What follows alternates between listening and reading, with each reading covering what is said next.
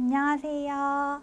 저는 부산에서 10살짜리 어린아이들을 가르치고 있는 구평초등학교 교사 송한나입니다. 오늘 저는 제가 생각하는 청렴의 의미에 대해서 말씀드리기 위해 이 자리에 나왔습니다.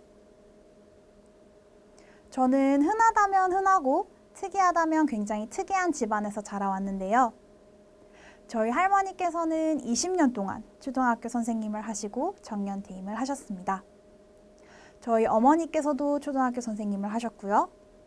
지금 저 또한 초등학교 선생님을 하고 있습니다. 어찌 보면 초등학교의 역사의 변천이 깃든 집안이라고 할 수도 있겠네요.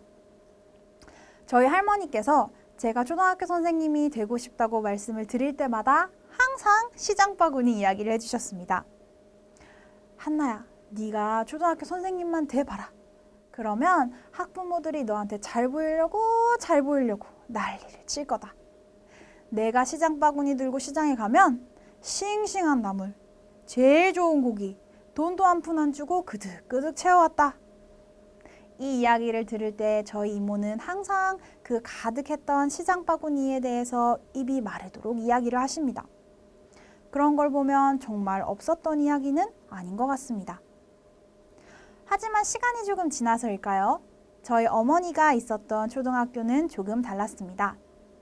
어머니께서는 한나야, 할머니가 하는 말 다 옛말이야. 요즘에 누가 시장 가서 나물 주고 고기 주고 그러니? 요즘 아무도 안 그래. 뭐 주말에 간식이나 한두 개 넣어주고 청소도 해주고 하기는 하지. 저번 주에는 우리 반 학부모가 청소기까지 들고 와가지고 우리 반을 깨끗하게 치워놨더라니까. 이때까지는 할머니와 어머니가 이야기하시는 초등학교의 모습에 대해서 들을 때마다 아무 말도 할 수가 없었습니다. 하지만 초등학교 교사가 된 지금 저도 할 말이 있죠. 할머니, 엄마, 그거 다 옛말입니다. 제가 생일 때 받은 편지를 하나 보여드리겠습니다. 송한나 선생님께 선생님 생신을 진심으로 축하드려요. 선생님께서 저의 담임 선생님이셔서 너무너무 좋아요. 이 편지에서 가장 중요한 부분은 바로 이 부분입니다. 선물도 드리고 싶었지만 김영란법 때문에 안 돼서 안타까워요. 10살밖에 되지 않은 어린아이가 김영란법이 무엇인지 벌써 알고 있다는 것입니다. 어느 날 아이들이 물어보더라고요. 선생님, 김영란법은 왜 생긴 거예요?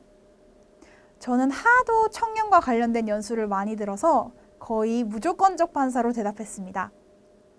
청렴한 세상을 만들어야 돼서 그런 거야. 그러자 우리 초등학교 아이들 18번 질문 나오더라고요. 선생님, 청렴이 뭐예요? 순간 말문이 탁 막혔습니다. 청렴 연수에 가서 하지 말아야 하는 행동, 학부모가 선물을 가지고 왔을 때 해야 하는 조치사항들에 대해선 정말 많이 들었는데 정작 청렴이 무엇인지에 대해서는 한 번도 생각해 본 적이 없더라고요. 그래서 청렴을 사전에서 찾아보았습니다. 청렴은 돈을 주고받지 않는 것도 아니며 한 아이만을 편애하지 않는 것도 아니며 단순히 깨끗한 마음을 의미하는 것도 아니었습니다. 사전에 명시된 청렴은 성품이 고결하고 탐욕이 없음이었습니다. 과연 이 세상에 누가 성품이 고결하고 탐욕이 없음을 실천할 수 있을까요? 전 참 허무맹랑한 뜻이라고 생각하며 아이들에게 청렴을 조금 더 쉽게 설명해 주기 위해서 청렴의 덕목에 대해서 알아보았습니다. 여러분, 청렴에 6가지 덕목이 있다는 사실 알고 계셨나요? 청렴에는 약속, 배려, 공정, 정직, 절제, 그리고 책임 6가지 덕목이 있습니다. 고개가 끄덕여지는 덕목들도 있고 갸우뚱해지는 덕목들도 있으시죠? 저는 이걸 처음 보고 절제, 공정, 우리 반 아이들이 이런 걸 경험을 해봤을까? 라고 살짝 우려했습니다. 하지만 아이들에게 6가지 덕목을 학교에서 느꼈던 적이 있냐고 물어보자 이야기가 본물 터지듯 나왔습니다.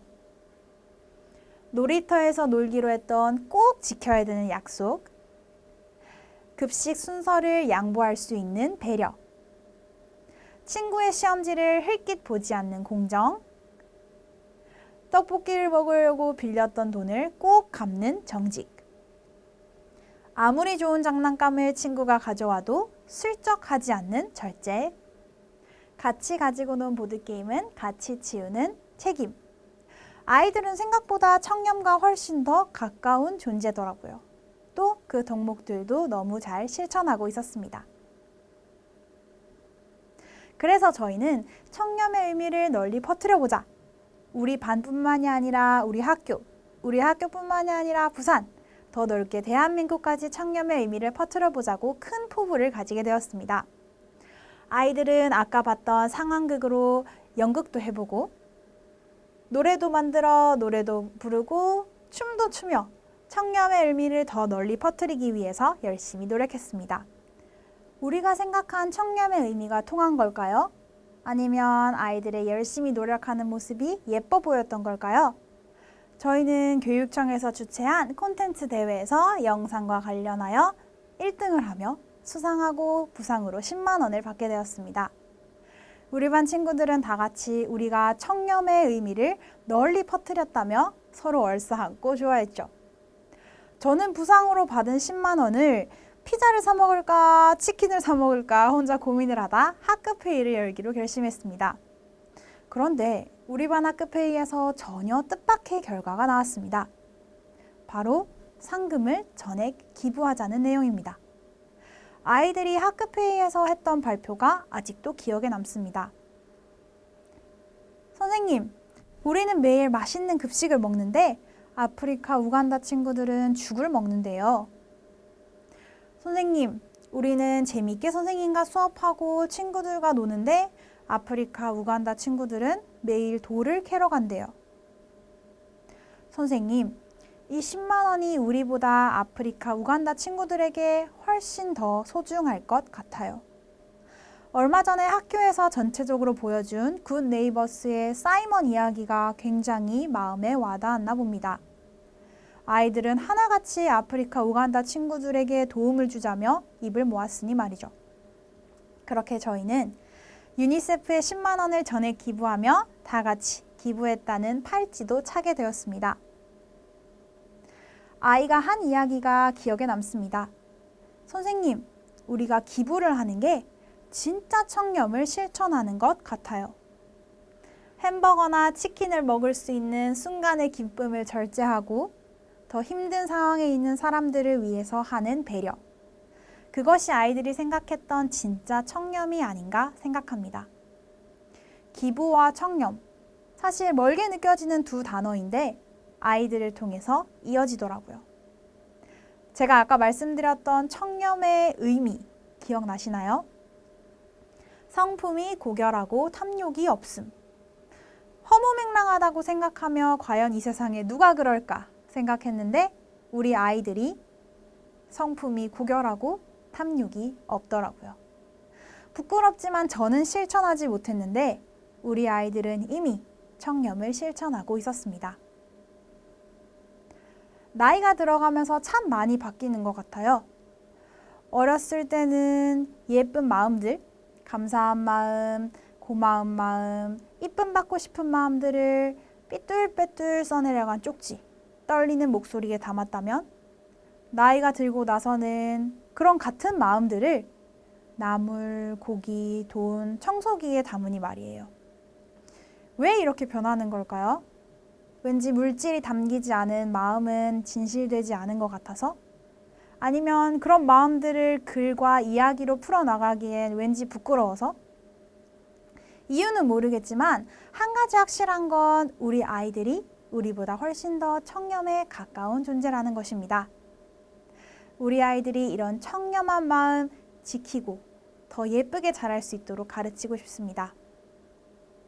아이들의 예쁜 마음 오해받지 않도록, 아이들이 좋은 마음을 좋은 그릇에 담을 수 있도록, 마지막으로 우리 아이들 더 청렴한 세상에서 살아갈 수 있도록 그렇게 가르치고 싶습니다. 감사합니다.